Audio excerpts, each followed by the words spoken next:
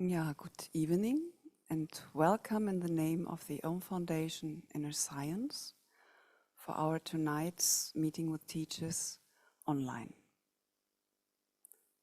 My name is Isabel and I'm very happy to be here with you tonight. And I'm especially happy that tonight we will have the opportunity to be in Satsang with Prajnaparamita.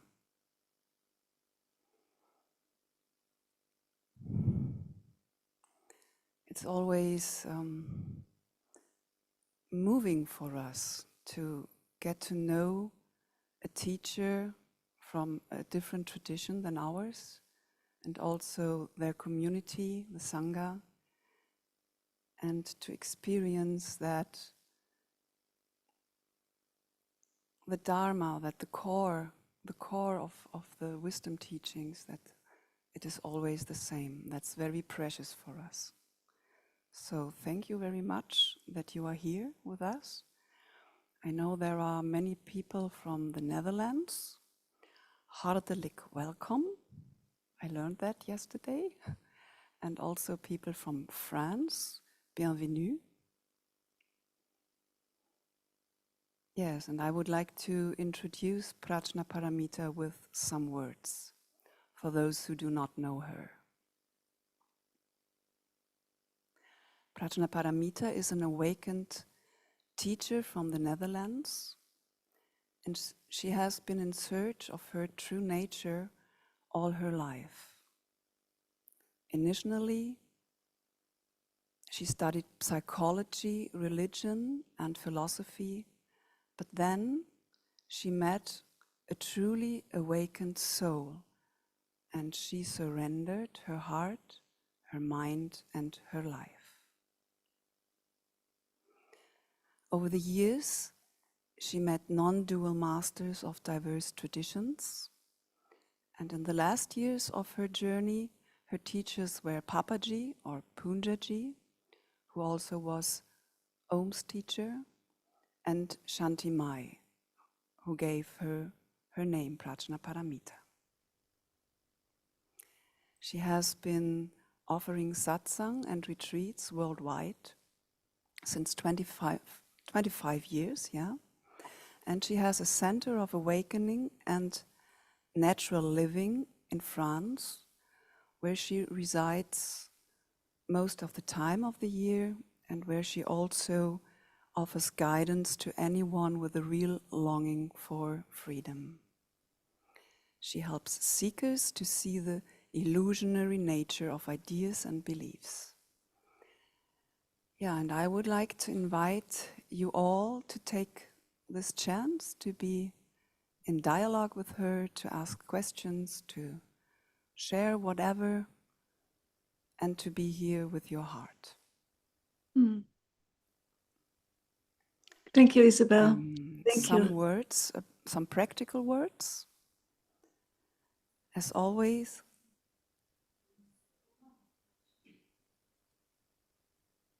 I see. Hello, Prajnaparamita. A very warm welcome to you. It's a great honor to have you here, and we are very happy that you accepted our invitation. Thank you very much.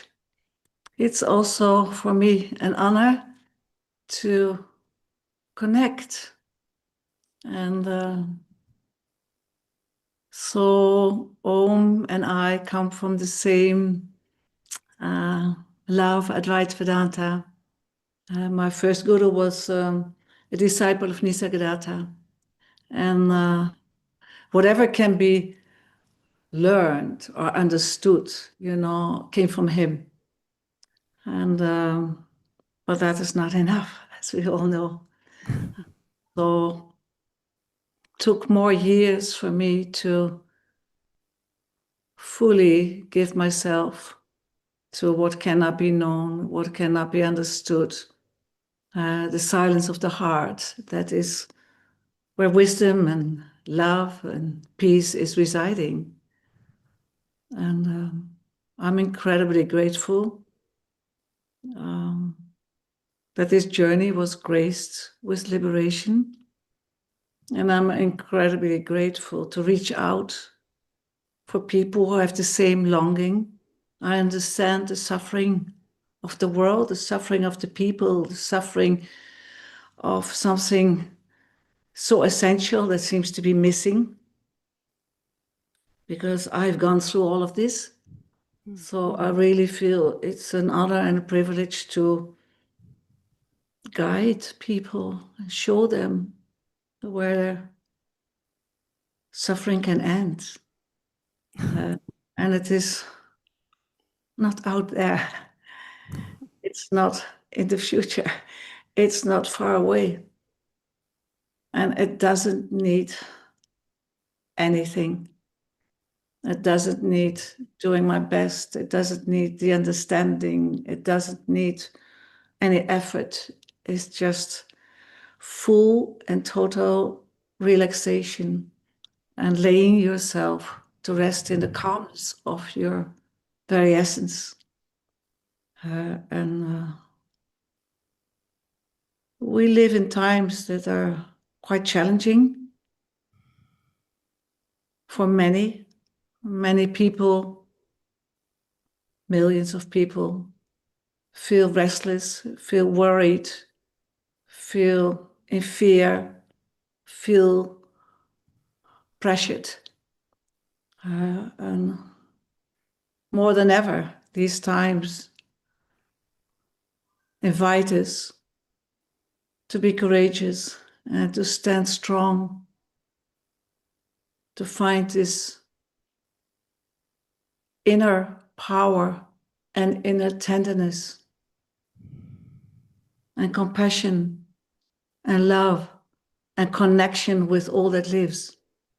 There is so much polarization going on, but the heart knows none of that. The heart is total, completely inclusive, free, no matter what is happening. And this is our great, great, great opportunity to come to peace, no matter what is happening, whether it is inside or in the world, or with our friends or our beloveds, to come to full stop within ourselves and receive the grace of liberation. So when I meet new people, I always ask them, what do you want? What do you want? What is it that you want?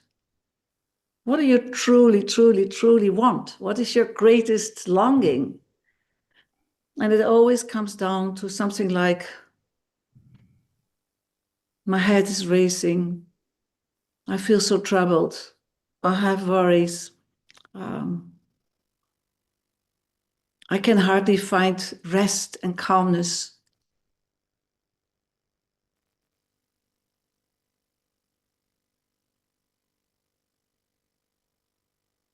And I still am so overwhelmed and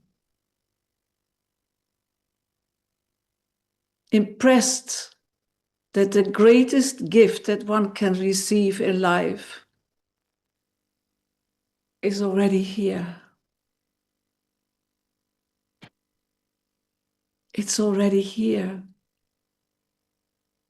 You just give yourself to your true self. And you just stop carrying what is paining you, carrying past that is gone, carrying fear and the worries, carrying ideas, I'm not good enough, or whatever ideas you cherish. All it takes, for your liberation is to lay it down, to just relax. Is there really any idea that you need to hold on to? And when you think it is so, is that not tightening? Can we live without holding on to ideas or protecting them? Yes, of course we can. So give this to yourself.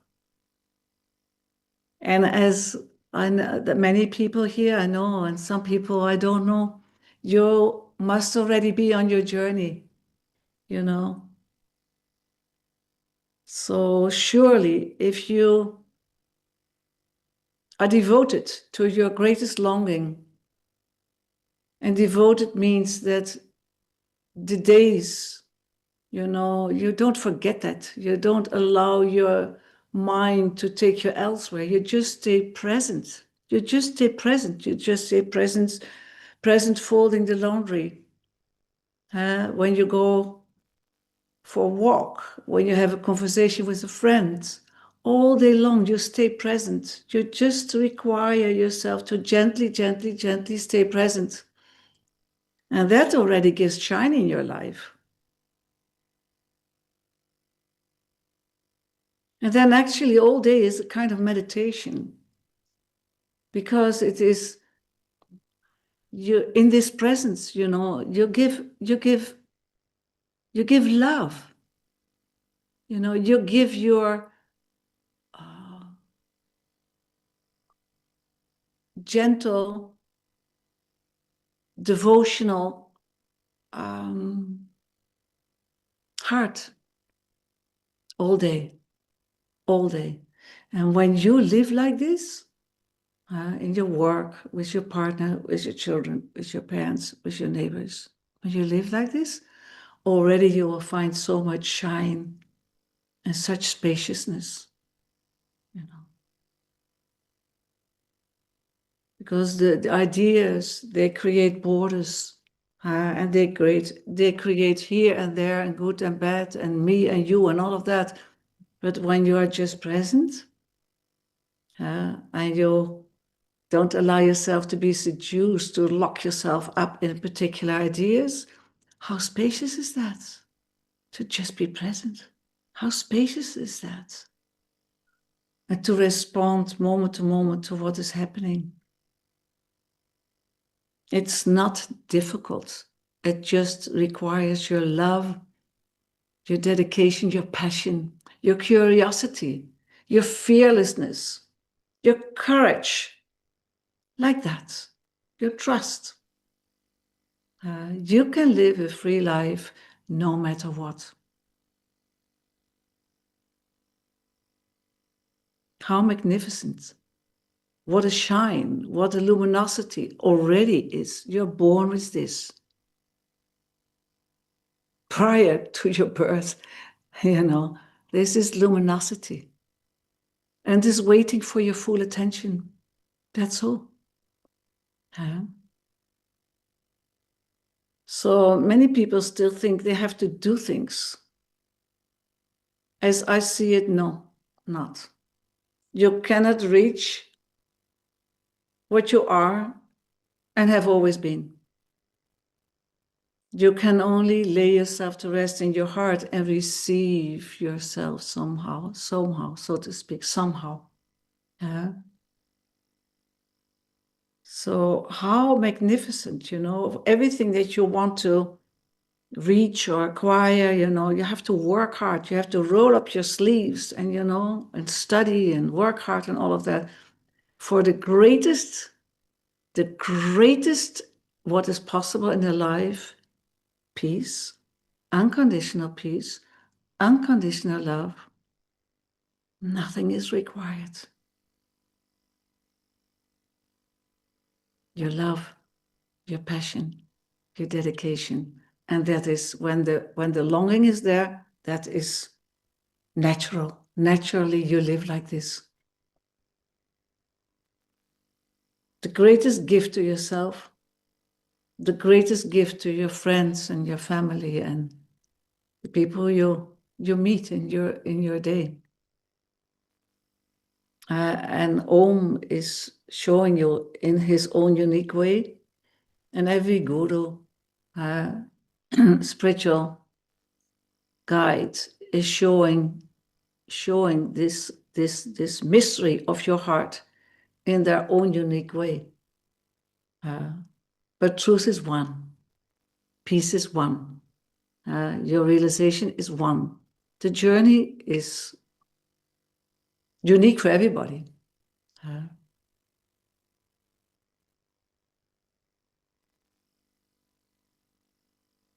So the Guru can encourage you and show you the luminosity of your heart and guide you along the cliffs of misunderstanding like that. And needs nothing from you. Nothing. So for me, this has been, of course, the greatest gift that is possible, the guidance of an awakened master, the guidance. And I was so convinced, so sure that I could never come to realization by myself. I needed this clarity, this mirror, this encouragement. I needed that very much.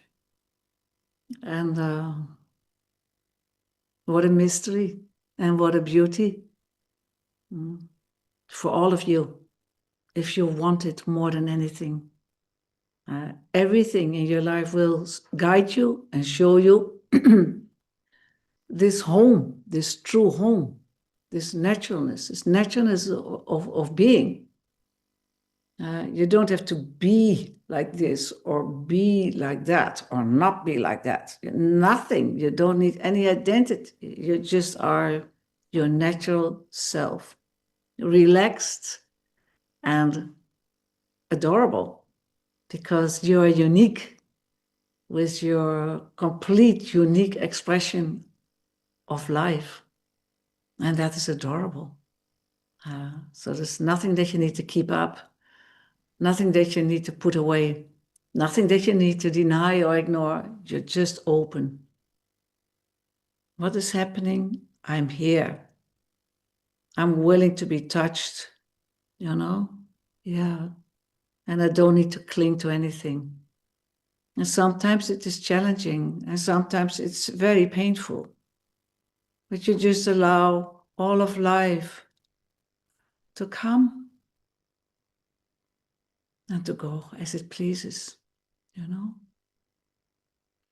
All of life to come and to go as it does. And I don't need to intervene.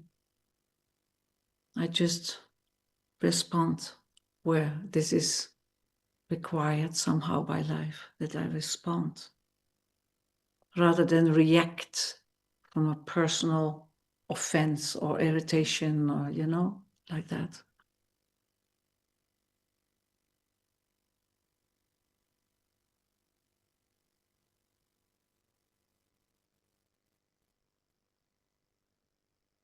So see if there's anything that you like to bring up, and maybe we can have a little like this. So feel free to bring up whatever you like. Also here, I'm in France now, and a group arrived today. So we have people here also. So anybody either here or from the screen. I put on my glasses, I see you a little bit better. So nice to see you guys. Yeah. So please put your yellow thing up, your yellow flag. If just, your family, just don't feel shy. Just bring up whatever you want. And let's see where we go.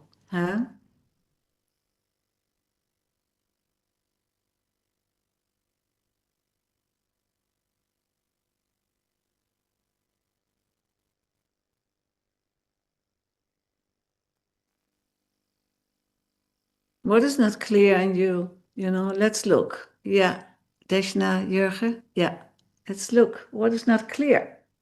Let's see if we can clear up some misunderstandings or some confusion. Hello, Prajnaparamita. Hi, Deshna. Hi. My question is about something that came up during a meditation this week.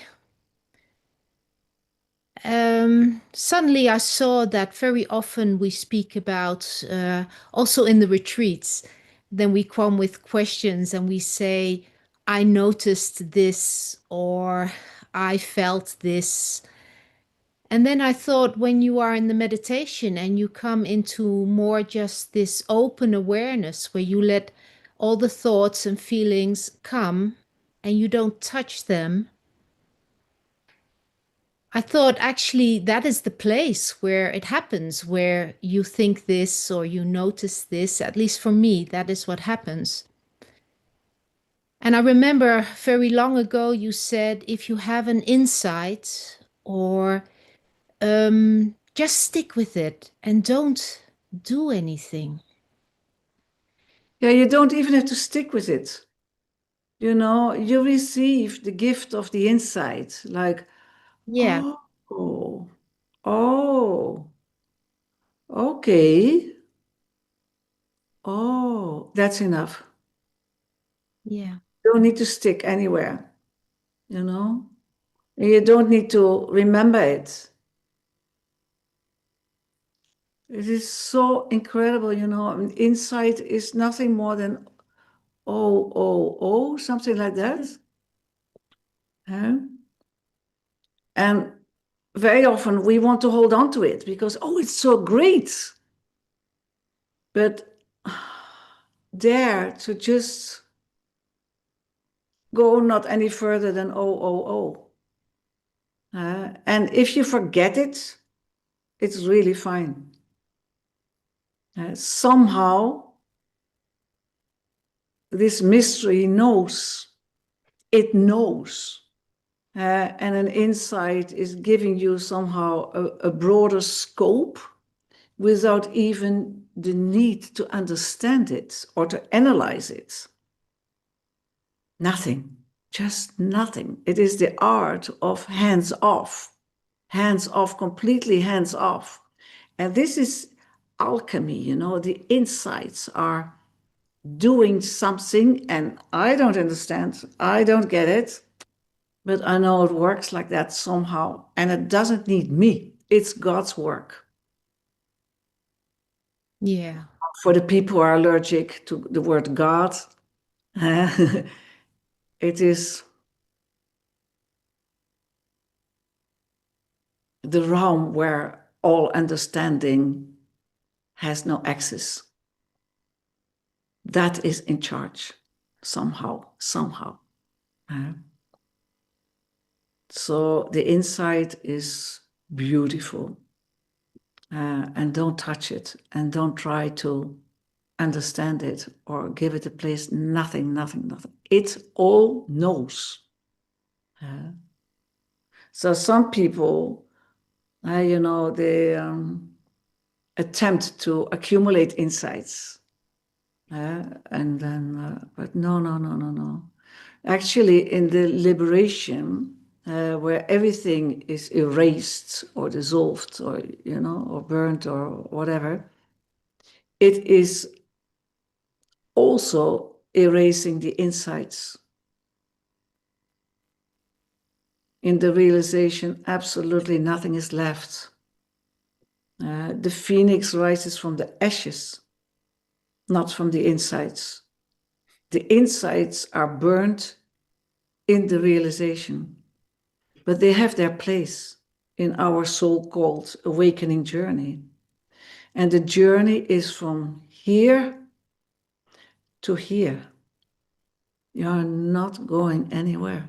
The journey is from here to here. Maybe we can say, oh, I feel more space, something like that, you know? Oh, like that. mm, Oh. But you are not going from here to there. You know that. It is maybe this, that you lay your head in your heart. Maybe it's this, and maybe it's this somehow. And then even later, that is also not right anymore. But for now, it may seem like this and like that. And everything is erased. The fears, the ideas of myself, the so-called personality, the control, the whatever you can muster up. So in this meditation, where you are more, when you sit for meditation, when you sit for meditation, where you are more aware of what is rising in feelings or thoughts, you know, all that you just are somehow aware of it, and you don't even have to know it. It is fleeting. It is under the law of change, and your very home is changeless. So don't give yourself to change. Give yourself to changelessness, to stillness, to the great mystery that can never, never, never be known or understood.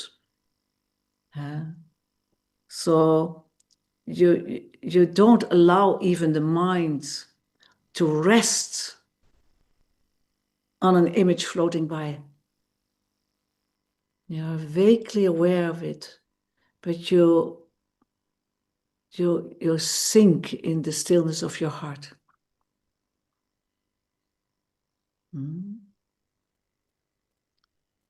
Yeah, thank you. These all the words you speak now are just so rich.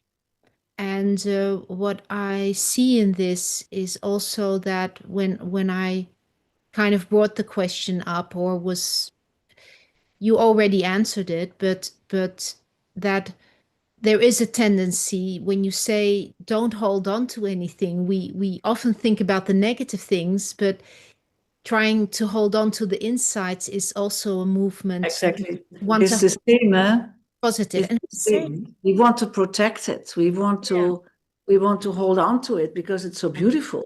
yeah. Or bliss. You know, bliss. If we have an experience of bliss, we say, "Oh, whoa." Yeah, we want to protect that. But this is also a veil.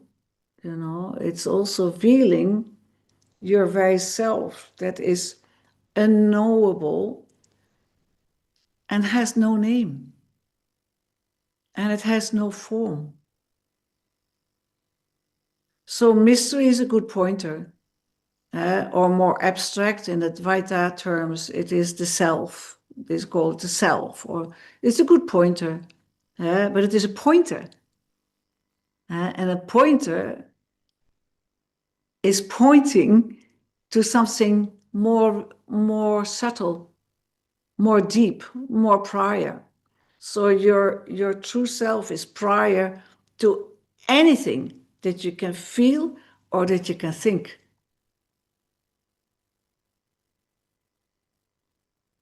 It's made of silence. Maybe that is also a good pointer. Changeless. So the mind, you know, becomes vacant, available. It's not occupied. And when our minds are occupied, we don't like that so much. We much more like a vacant mind, an open, receptive mind.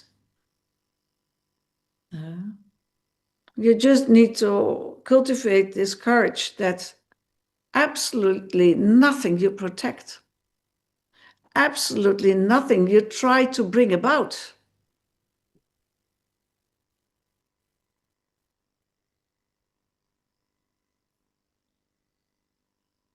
Mhm. What a journey. How magnificent. Yeah. Huh? Yeah. Yeah. How exciting. Huh?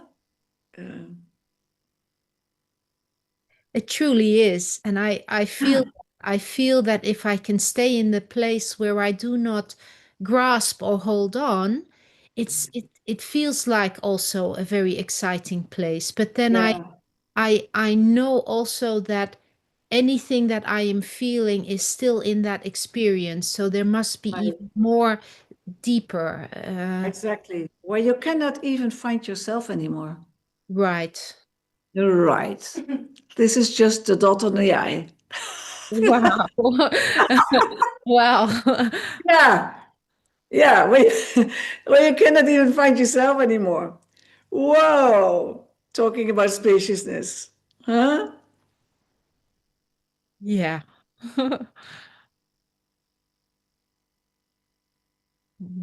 Exciting. It is. It is.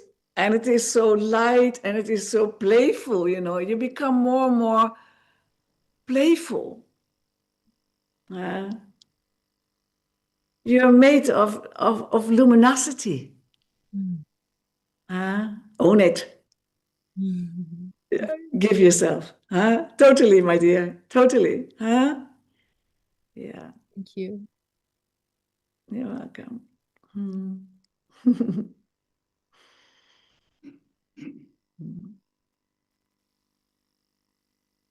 Judith. Hello, Judith. Let me see you.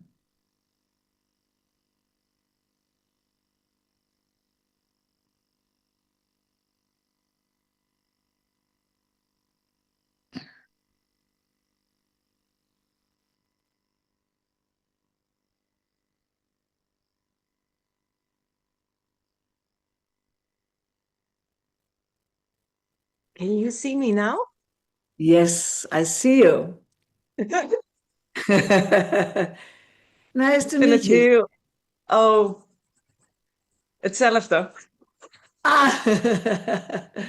Okay. I don't know what to speak, what kind of language to speak anymore. Let's speak I'm, English I because speak we have English. people from several countries here, and then I English is am, yeah, communal language. I'm originally from Holland, and I lived here in Zounstorf now for 9 years. And you're the first. I'm just very touched to see you, and you look like my mother. I love it's, I don't know, last night we had a beautiful meeting with another beautiful woman that that spoke Armenian. And I just hear the same vibration Hmm. when you're speaking. And it's just the accent and the dot on the I. I just really felt. Yeah. I just feel, it's just not a coincidence because I was with my mother in a dialogue. I really felt it was a deep dialogue with her today, and it had to do a lot with forgiveness. Yeah. Yeah. That is very brave when you come to this, huh? When you come to forgiving. And most of us have gone through or are still going through horrendous situations. And when you find this courage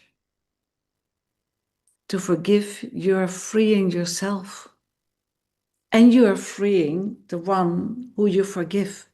You know, as long as we can't forgive, we hold each other somehow imprisoned. When you find this surrender in forgiving, it is for both of you an immense lightening of the heart. And I've also felt that it had nothing, that moment, my mind or the thinking about it was not important anymore. I just Exactly. felt it was time. Exactly. What a gift. What a gift. It's very, very touching when we come to that.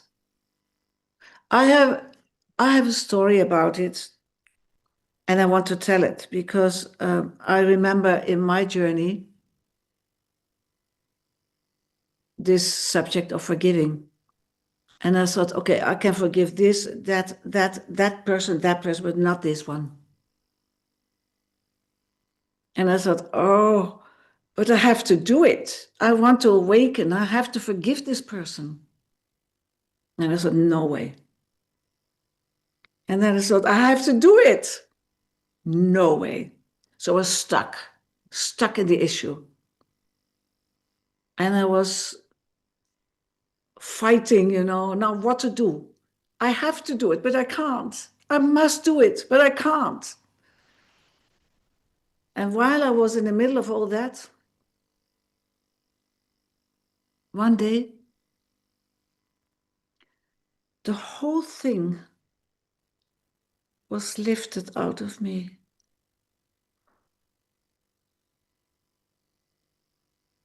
The whole thing was gone. The whole subject of forgiving was gone. So this is you found the courage to do it yourself. I couldn't do it. This is an encouragement for the people who feel stuck in this subject, that it was lifted out of my system. I don't know who did it, but I was freed from it. The whole subject was gone. And this is half a century ago, maybe. It never came back. So I trust that it is out. It is out. It was very surprising, very amazing. So even this, I thought I had to do it. I was stuck in it, but it was freed from me. It was, so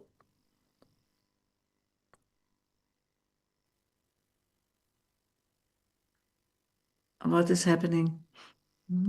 Nothing. I have to put my energy back on. Oh, your energy back on. Okay. Yeah. You okay? Yes. Yeah. So if you can forgive, please do. And I just give an illustration that I was not able to do it, but still, it mysteriously, it left me, and I was free from this whole subject. And I've noticed it actually very often also with the people who are with me now, that when there is a big lump of something, and you feel you are stuck in it, very often it just dissipates and dissolves. It leaves you more spacious, more surrendered, more free, more open. So beautiful gift today, your life, huh? Thank you very much. You're welcome. You're welcome.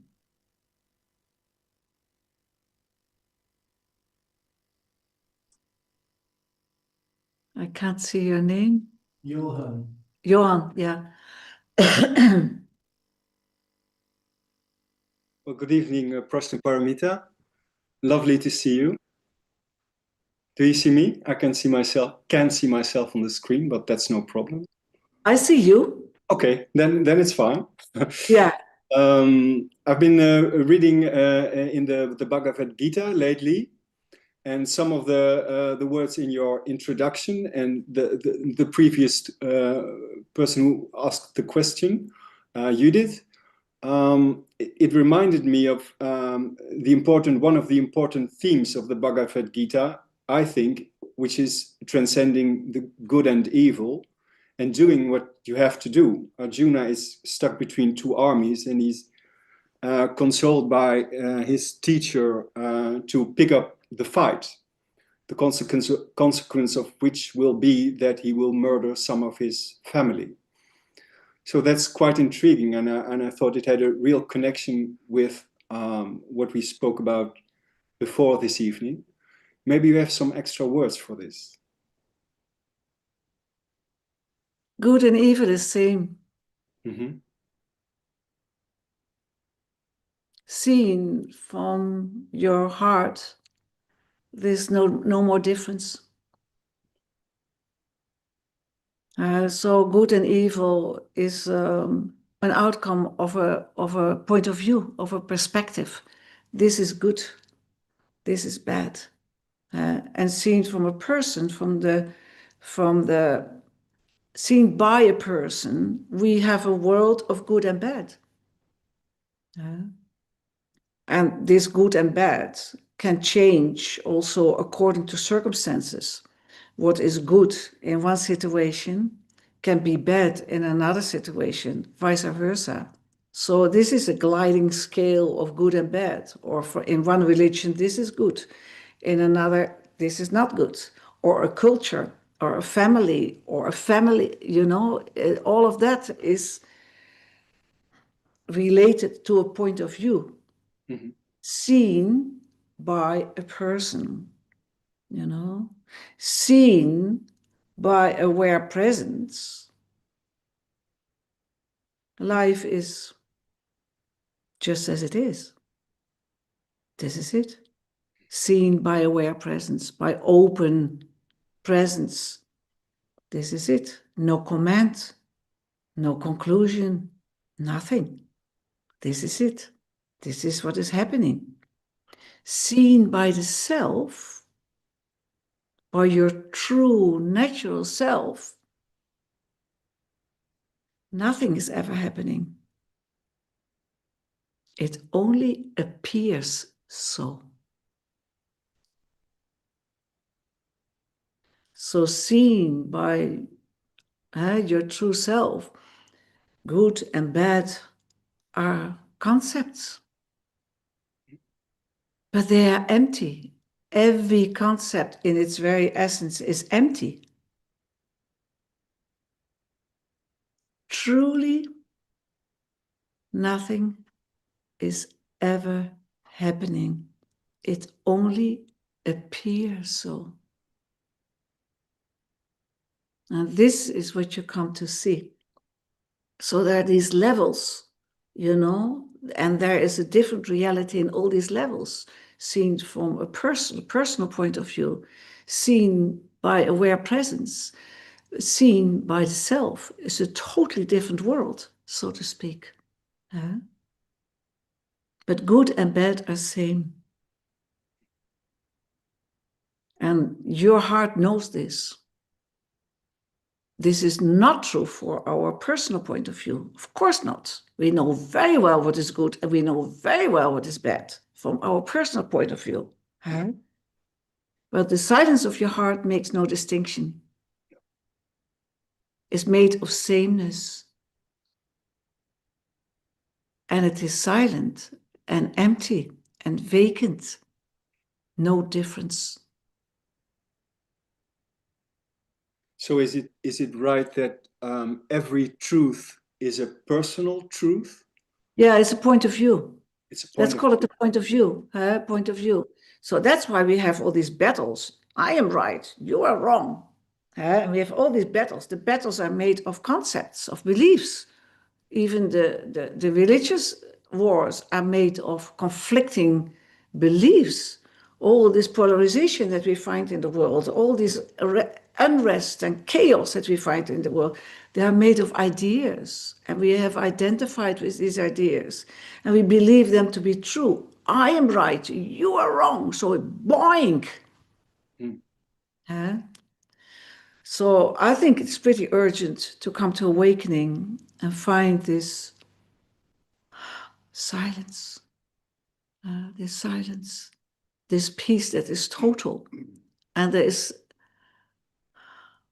there cannot be in and out, cannot be even outside, inside. It cannot. It is total. This is maybe the best word. It's total. It's total. Or the love that you find in your heart is not personal anymore. Wherever your attention falls, that is a world of love. It's everybody, everything, every tree, every flower, every child, every religion, even the leaders of the world that we may not like. Yes, the compassion is there, the love is there. This is here where division ceases, where opposing energies fall silent. So Krishna is teaching his Arjuna, his prominent student, in the midst of battle. It is very stark and even shocking, that he has to kill his family members. And the Lord of Love is teaching him, you have to do it. You have to do it. This is your dharma. This is what you have to do. This is your role. This is your task. You have to do it. It's very, very shocking even, to hear that. But there is a very powerful teaching in it. And it can be, you can address it on many different levels. This is how I address it now. Good and bad are same. This is a lesson from this very powerful scene of the Mahabharata. Well, thank you very much, Prajnaparamita. You're welcome. You're welcome.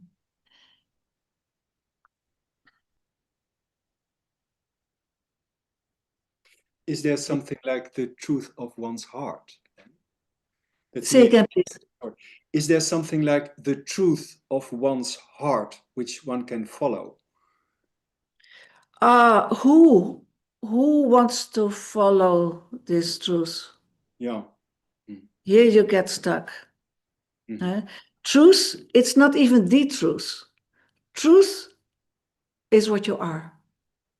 And what that means, we don't know. But, okay, I give you a little bit from your point of view. As long as we are on our awakening journey, you follow what you find to be true. So you just follow that. You become a servant of truth. I like that. I like that very much. So that truth is my boss and not my identity or something, that I just follow. I love to serve. I love to serve truth. I love to serve truth. But what truth is changing along the journey. So you may have an idea of what truth is. Good enough, you follow it. And later, the idea of truth becomes more and more subtle, more and more refined, more and more that you say, I don't know what it is, but this is where I go. I don't know what it is, but this is where I go. And at some point, you will see that this journey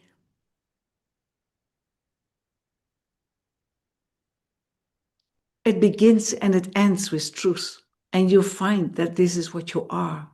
And it expresses itself in unconditional love, in compassion, in wisdom, often in service, things like that. If you don't need an identity anymore at all. So when you are on your awakening journey, you follow, you serve truth is a very, very beautiful and rich way of living. Keeps you online. Yeah. You will find that this is what you are. What you follow is what you are. What you long for is already what you are. This you will come to see. Took me a long time, but I was very persistent. Yeah, I never gave up. Never, ever, ever, ever, ever, even considering to give up. Glorious times, desolate times, very often also in the awakening journey. Okay, no matter what, I stay right here. I won't waver. I won't give up. I just listen deeper and deeper and deeper to what I see. That is true. Thank you so much.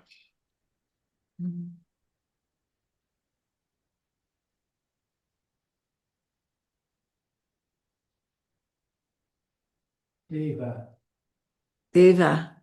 please.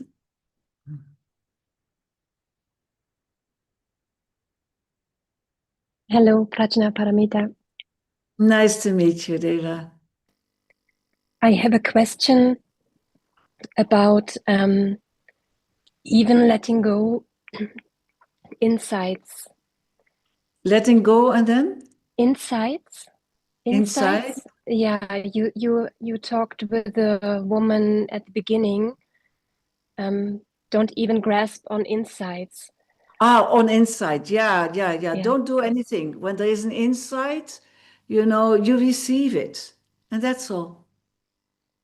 And then if you forget it, it's okay. And that means I don't even grasp at anything. Yeah. And my question is, because how do I know that I am? How do I know that? I just, I only know the grasping is something. Okay. Do you sleep sometimes? Yes, of course. Of course. Yeah. So then after the sleep, you wake up, don't you? Yes. Yes. And when the moment you wake up, you are aware that you are. And then the mind comes in. Oh, where am I? Oh, yeah, here. What is it? Oh, Sunday. Oh, I have to go. I do this or that. Then you construct yourself and you construct your life and you construct the world. But the first moment that you wake up, there is just presence. I amness. And something in you is very much aware of that. The same when you go to sleep. In a few hours you go to sleep. So there's already your first opportunity to find out. Huh? You go to sleep and then you go over the day and this I've done and there's some thoughts and then they become more quiet and more subtle. And then at some point the thoughts are gone. And the last thing before you fall asleep is the sense of presence, not charged with mental activity. So it's the last thing before you fall asleep and the first thing when you wake up. It's very clear. You can see it tonight and tomorrow morning and then tomorrow night and the day after the morning. You can, if you put your attention in that, you will see it very clearly pretty soon, maybe tonight, that when the mind is not occupied, there is this sense of being. Even now, you are listening, you are present. My sense is that your mind is not active, you are just present. That's right. And you are aware of it. Isn't that enough? Yeah. And this sheer presence is a beautiful, let's call it, place to hang out. That you don't need to cultivate all these identifications and the grasping and the control and all of that you don't have there, and not even inner, that you need to, nothing. Like how you are now, you're just present. It's so gentle, isn't it? To just be present. And you're quite okay without the need to grasp. You're quite okay. You're capable. You know when to do what. It knows itself. That You know how to needs breathe. trust. Like You don't have, yeah, exactly. Yeah, the breathing goes completely by itself. You don't have to monitor that. Isn't it beautiful? And the blood in your body knows exactly where to go. Your ears know how to hear. and your hair knows how to grow, and your eyes know how to be wet. Isn't it beautiful? And you don't have to do anything. Everything knows itself, and it doesn't need you. You can just relax and live life to the fullest and enjoy every blade of grass and every cup of coffee and every lovely conversation with a friend. Reap the treasures of the day. The light of the light falling into your room through the window. A nice word of a friend. A child that you see playing, running around. So many gifts during the day. And when your mind is not occupied, you can receive it and live this rich life. Costs nothing. It's here all the time.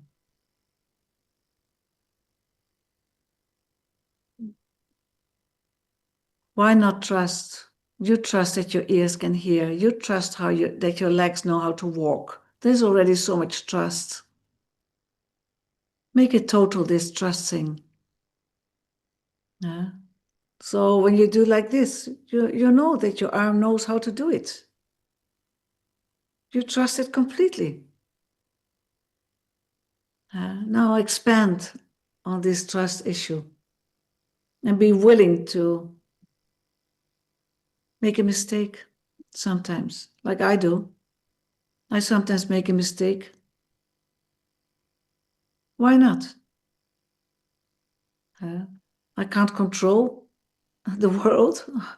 If I could, I would design another world. I can't. I cannot control much, and I don't need to control much.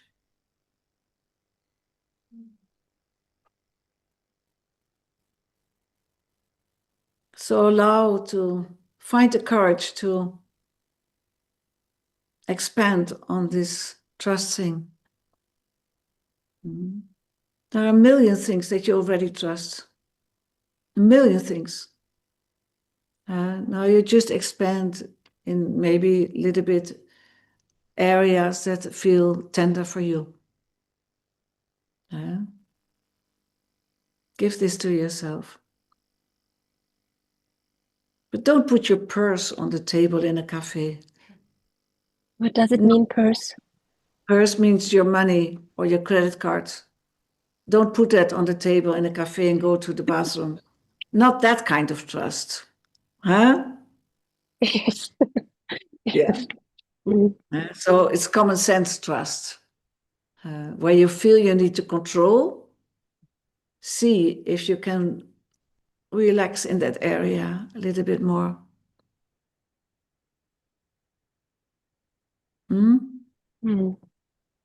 Yeah, thank you.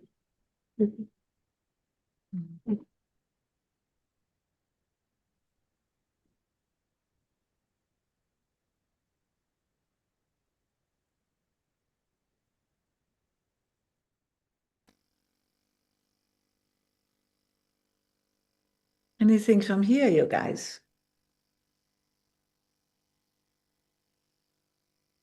I see there, Kimberly. Kimberly. Thank you. So, Hi, so very hello. So very nice to meet you.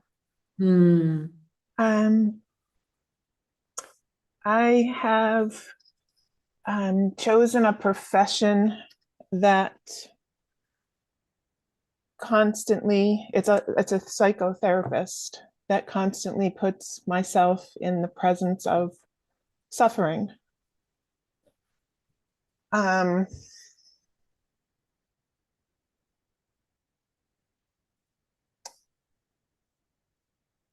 maybe I think I'm seeking some guidance about the choice of many of us, but my choice to continue to do that. Like I've always felt since I was a very young child, a sensitivity and ability to understand who was suffering, and to connect with them and assist them in providing some light and some understanding. And now, decades later, also being in a society where there's much suffering going on, everybody is, but especially amplified here in America. And the aversion to all of that on top of what I've chosen to do. So I can find my strength, and I can, make decisions to not leave my energy on the table to be taken away, to be stolen too often. So modulating and balancing my exposure to it. But so this is all swirling about, with the ideas of, good and evil, suffering and not suffering, and it's all the same, or it doesn't feel the same. Somehow. But this is not what you can tell to your clients, of course. That's a completely different level. That is the level of the person who is profoundly suffering. That is not a territory where you can speak, oh, it's all same, and it doesn't exist. It's all illusion. That is not a text for that context. No. So what is exactly your question? I was going back and forth, like, is this even a question? Should I even raise my hand? But there's something in me that is, I guess, not resolved, or seeking more guidance and resolution about one's decision to expose yourself to, or to, even by chance of the society you're in, to be exposed to maybe people who've suffered violence, people who are violent, and people who are suffering. So do you like your job? Let's go very simple. Yeah. I mean, I've made some changes and moved it to fewer people and in my home, and I have more control and not so many. So then tomorrow you have clients coming. Mm-hmm. Yeah. And do you like, when you get up tomorrow, do you like, oh, I'm going to see some people and maybe I can give them something or guide them something? Do you like that? Yeah. And are you depleted in the evening or not? No, I'm fine. I found my balance with that. I've made changes too. So then is your profession then not a huge gift? Yeah. Is it not good enough for you? When you enjoy it, you're capable, you're professional, you're not depleted. Is it not beautiful that this is your gift to people? Yeah. So is there anything that is I think you're touching on it. It's the depletion, and it is the exhaustion, and finding that. I think you're verifying. Important. You're verifying that for me. Very important that you are not depleted in the evening, and that you don't absorb their suffering. That's very important. Yeah. So there are a million techniques for that, and you must know them. That they're there, it's their story, and maybe you can guide them and encourage them and give them life lessons. Yeah. Very simple. Yeah. Very simple. And if this is your love and your talent and your profession, and then I think it's beautiful. So I cannot really get what is nagging in you. What you're really saying. I think it has to do with taking on, absorbing the suffering, and that is very important. That is not part of your profession. Yeah. You stay happy and joyful, and be aware of the word loyalty. you don't need to be loyal to their suffering. You can be radiantly happy and be at service to them. Is there something in the word loyalty?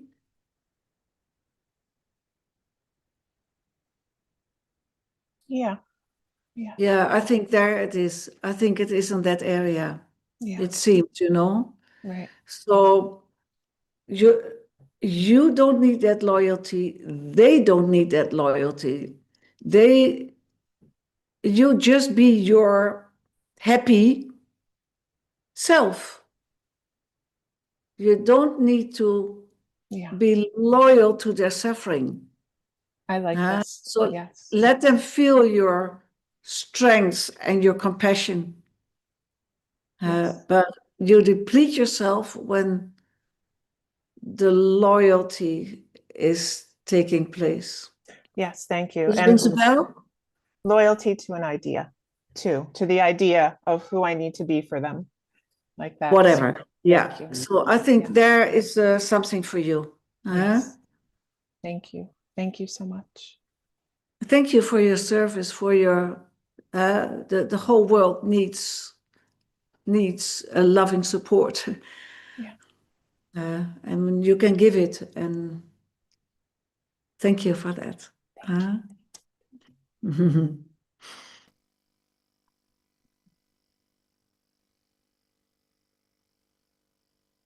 Who is there?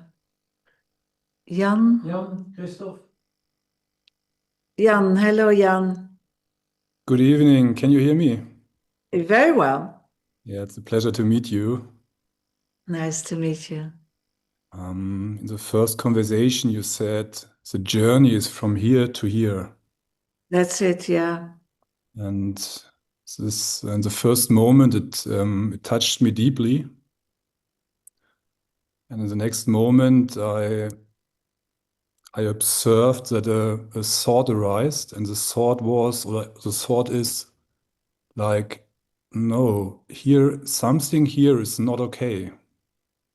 In this moment, something is not okay. Mm-hmm. And I observed this during the last conversations, and I realized this is like a very deep identification with this thought. And I feel how that this thought makes me, or this identification with this thought makes me very tight. That's it, yeah. So what would happen?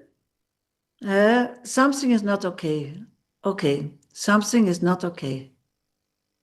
Something is not okay. Now, allow this thought to pass.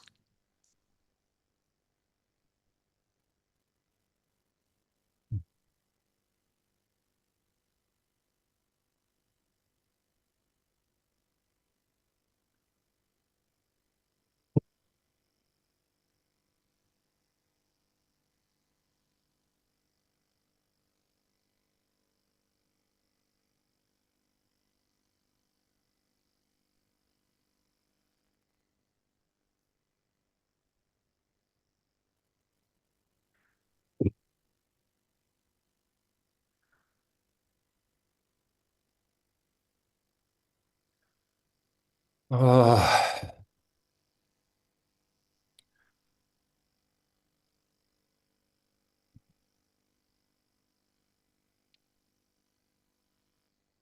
So what is here now? When you allow this thought to pass.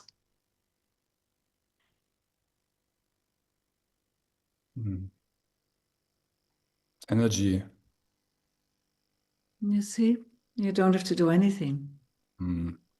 The whole issue, you don't get involved. You don't involve yourself in it. It's a thought with a whole package. And okay.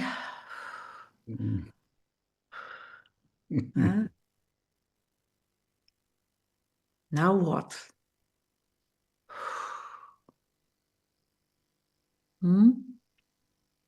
This is it, my friend.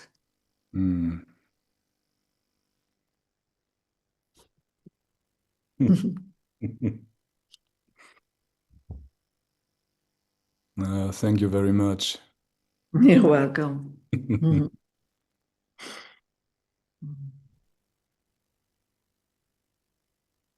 Mhm.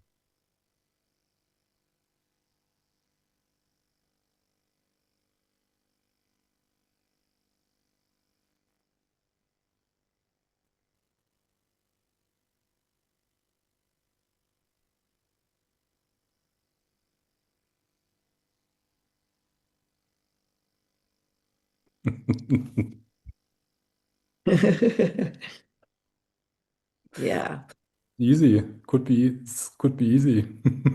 it's so easy. It's so simple, you know. It's good to Yeah, know. It's very good to good know. to know. Yes. Don't forget this, eh? It's so great. Yeah. Mm. Huh? Oh, all that we just don't need to identify with, you know, it is such a relief. Huh? Yeah.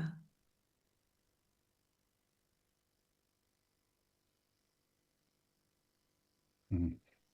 Instantly, huh?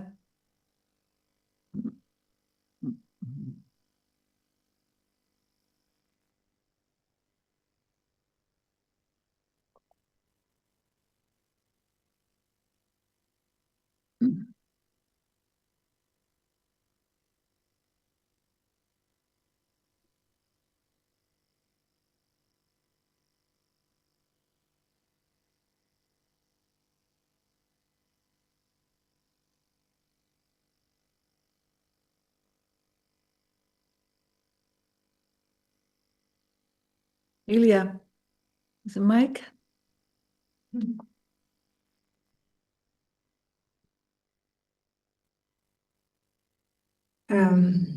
Yeah, beautiful questions, beautiful. What struck me the most is the forgiveness. Yeah. And I know I have been looking at that from different angles, and now I realize that a lot of my past and stories and worries and fears, that it has to do with not forgiving myself for not being able to see this before, or to stand up, or to it's something that keeps me back. And Yeah, I think you speak for many people, not being able so far to forgive myself. Yeah.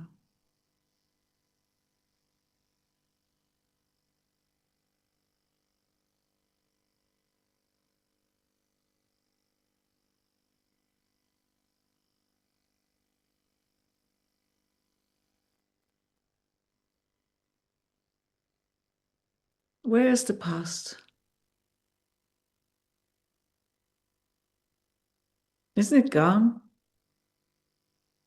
The choices that I've made through my life, what I've done, what I should have done, I didn't do. I can't forgive myself, she said. Now let's look. Where is the past? Where is this? Where is this you before this moment? yeah, it's memory. It's in my head. It's in memory. Yeah, so it's in your head, huh? It's memory, so it's made of images. So how substantial are they? How true are they? This past, where is it? It's gone, and we cannot undo it. What has happened has happened, and we have all made our choices and decisions that at that moment thought were the best ones, according to the situation and according to your courage and your psychological makeup and your character and all of that. So somehow the best has happened. And now you have such a broader scope, and so much more power in you is awakened, that from where you look now, you look back, you think, oh my God, what have I done? But you've done the best. And it has, all of that has made you into what you are right now. All of that. And now you find the power. So much power you find. So maybe you can turn it around in gratitude. Like, oh my God. Seen from now, what have I done? But all of that brought you to this moment. And all of that is completely gone. So I would not rest in resentment of past, I would just rest in availability now. So leave it be. Let it completely loose. Let it go. All of the past. Let it completely go. So all your being is present now. All of your being is present now. Can you imagine, guys, a life where you don't bring yourself to the past anymore? Where you even don't bring yourself to the future anymore? That is made of expectation, of longing, of worry, of thoughts, weaving thoughts and stories. That you don't burden yourself, neither with past nor with future. And here you are, unburdened. So stay here. Stay right here and acknowledge how free this is. So now forgiving doesn't even have a place now. You're just here. Past is completely gone. Future has never been. Here you are. With all your talents and your capability and your sensitivity and your gifts. Here you are. Isn't that enough?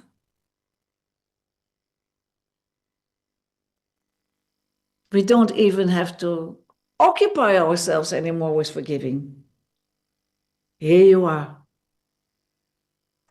I realize also that my comment on the question before about good and bad, my comment on that holds me. But I see You comment on that? What do you mean? my choices have been good or bad. Yeah. Commenting on that, it was Yeah. questions before. Don't go there. Just stay here. Just stay here. Not needing to figure out, not needing to analyze. Nothing. You stay here. Past is gone. Even one split second ago is gone. And one split second away from this moment in the future, it is not here. When it is here, it is now. So our entire capital is this very moment. Past is made of memory, images. Future is made of expectation and images. Past is presence. This moment is made of presence. Past is gone. Future has never been. This moment is made of presence. Stay here.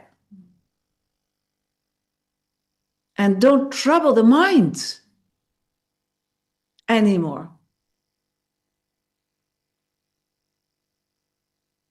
Don't trouble the mind. You stay here.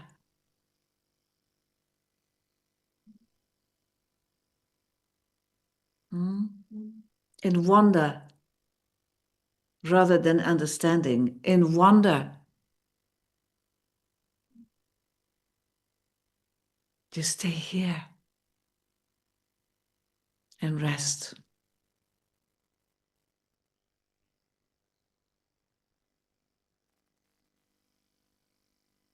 Thank you again.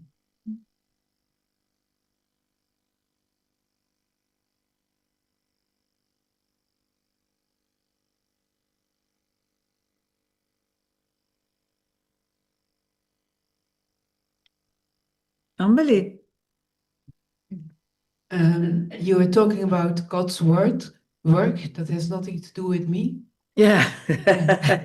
You have never been. You know, this is what you need to see. God's work has nothing to do with you. You have never been. It's a joke, guys. This whole story of me, myself, and I. It's a joke. It's such a misunderstanding. Huh? I has never been. It is an assumption. Come on, guys, come to see it. It's nothing more than an assumption. I. And the whole story of I. It's absurd. It has never been. It seems, and we are just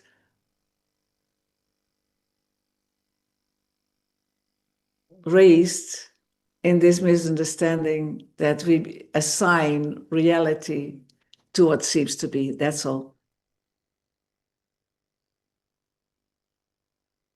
This whole story of I, it's a dream. It's a misunderstanding. It has never been. So people want to get rid of I, but I think how many I's are there? One is here that wants to get rid of I, you know, it's very confusing. And where will you leave it? So I'm going to get rid of I, and where shall I put it? You know, it's nonsense. You see straight through it. It's empty. It's an assumption. Nothing more than that. And whatever is attached to this word I, the whole story of I, same. It has never been. Nobody needs to get rid of anything. It has never been. You just see it by heart. There's only the great mystery ruling the show, so to speak. Huh? Yeah. And you just give yourself, you know, you give all these misunderstandings, you give it up, and you lay yourself to rest in the great mystery. Huh? You want to ask something? Thank you. No, nothing to ask. Yeah. Yeah. Light of heart, guys. Yeah. Are you still alive? Yeah, everybody's still alive.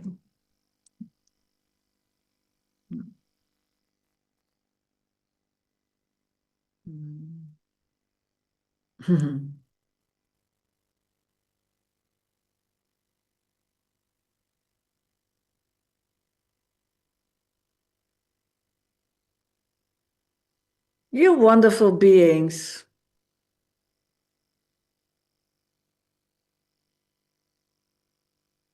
Yeah.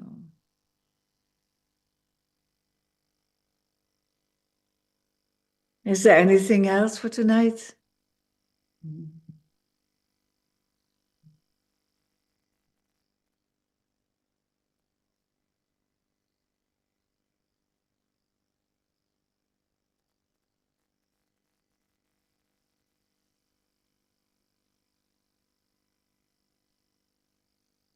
Krishna, Jurgen, let's look. Krishna, dacht ik? Nee? Ja. En nog een beetje. Komt eraan. Okay. Can you hear me now? Yeah. Okay. So now I find myself feeling a lot of desire and just a strong desire to be free. Well, that is pretty nice. Hmm? I always ask you guys, what do you want?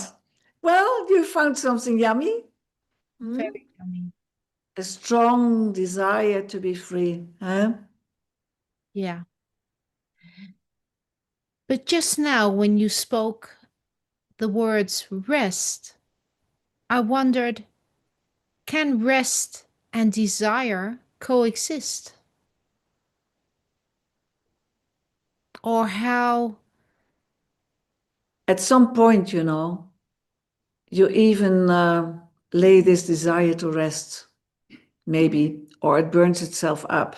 But desire is the motor, it's the engine, you know, puts you on track. When you have a desire to climb a mountain, you know, that brings you to the mountain and makes you do the steps, even beyond your blisters. You know, I want to go to the top of this mountain, so you go. The desire is your engine. What do you want? I want to wake up. Okay, what does it need? Huh? It's your fuel, it's your passion. Mm.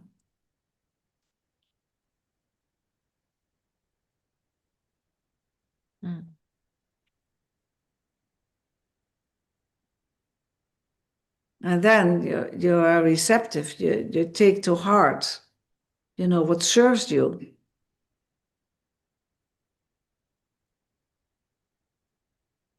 And this heart is getting more clear,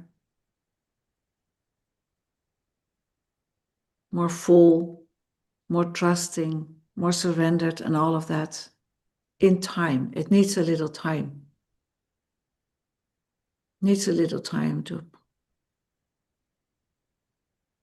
inside, okay, inside, okay. Okay, one of the best mantras. Okay, okay, okay, okay. Saying yes to every moment, you know. And sometimes it's so wonderful, and sometimes it is so heartbreaking.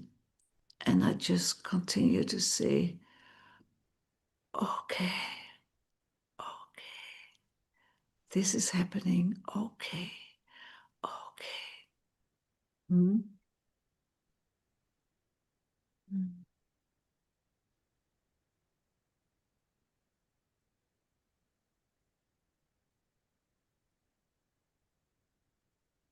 It's the fuel.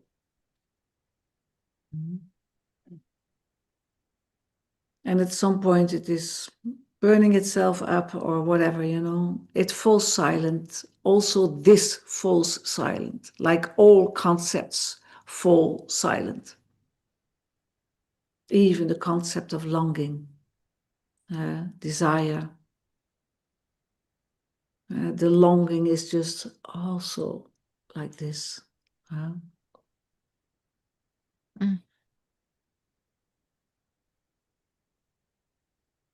The fire in your heart is burning up all misunderstandings. This longing, this desire is burning up the misunderstandings.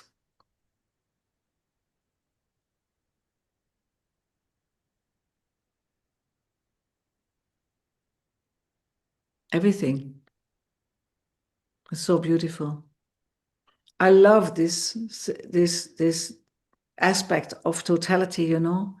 There's really nothing that we can hide in the light of truth, you know. Everything comes to the surface for us to acknowledge. Okay, that's enough. And then it dissolves. This word totality is so magnificent. It's everything, everything, everything, acknowledging in the light of truth. Mm. Mm.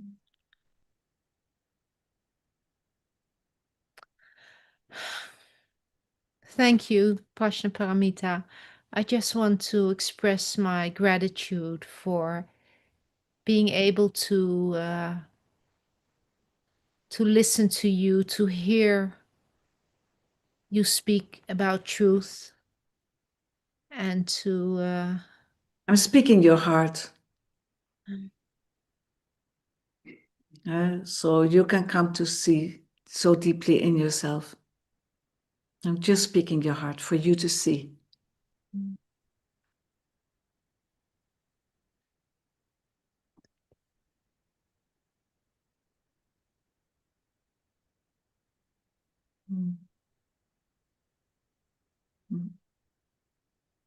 Wonderful. Mhm.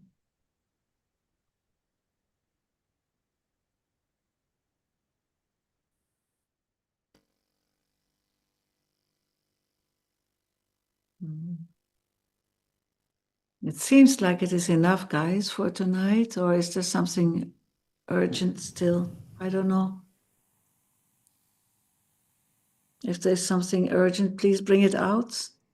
But it feels like it's okay for now. You tell me. Hmm?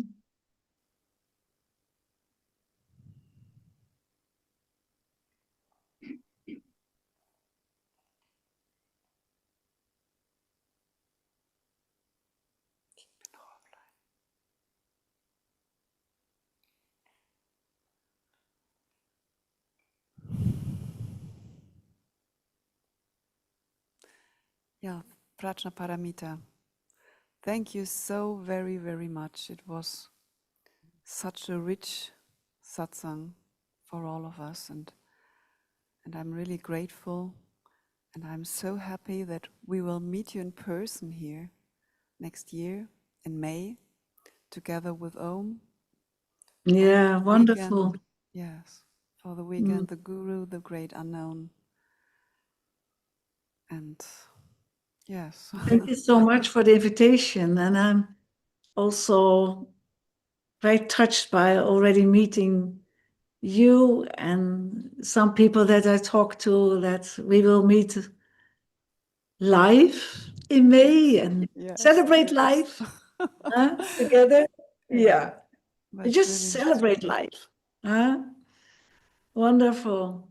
So thank you also so much, and all the work that you're doing to make this possible. I heard from Martijn, there's a lot of interaction, and you live a life of great service. And thank you for that. Thank you very much. Yes, I will still have to say some practical words, but I will do so now, okay? Yes, please. Yes. Okay. Yes. I didn't say it at the beginning. We usually record these evenings of meeting with teachers online, and they remain on our website and the media library and on YouTube. But if some of the people who spoke doesn't want to appear there, just write to us, excuse me, and then, and then we will cut them out. I just wanted to say that. Nice. Nice. Yeah. Yeah. And as you know, it is free of charge, this format, meeting with teachers online. But we appreciate always a donation, and the donations of this evening, all the contributions we would like to give to your foundation. Let me see if I can say that, Stichting Vrienden van Dharma Chakra. Judith, Well done. It was Judith who taught me to say that. Friends of Dharma Chakra Foundation. That's it, yeah. Yes, and you can read on the foundation's website how it works with the donations, and also in the text below the YouTube video. Yes, to just express the gratitude. It's really I just don't have words. It was very, very moving. Thank you. Thank you. Yeah. If somebody wants to stay connected with us, we also have a more or less quarterly newsletter, and you can sign it up to receive news from the Om Foundation. And yes, we are very much looking forward to May and to seeing you. Maybe some of your students also will come. Some will come for sure. Yes. Yes. Yes. Yes. And who knows what will come out of that, we will see. Thank you again very, very much. And all, again, you wonderful beings. I'm very much looking forward to seeing you, some of you, next year, May, and many of you I see next week or in the weeks to come. And it's so wonderful to hang out together and to our beautiful, graced lives. So thank you. Thank you very much. Bye-bye. Thank you.